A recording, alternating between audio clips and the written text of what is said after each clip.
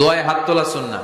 আল্লাহর হাবিব বলতেন, ইযা সাআলতুমুল্লাহ ফাসআলুহু বিবুতুনি আকুফিকুম। যখন আল্লাহর কাছে চাইবে, হাতের তালু দুইটা এইভাবে উঁচু করে চাইবে। রাজি আছেন তো?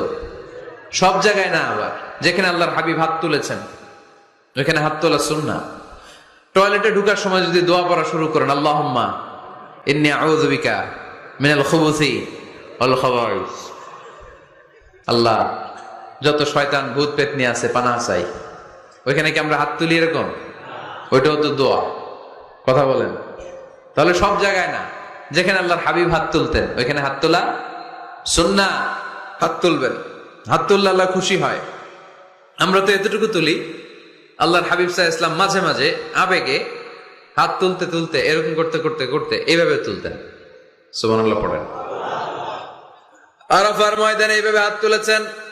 বৃষ্টির জন্য যখন দোয়া চাইতেন,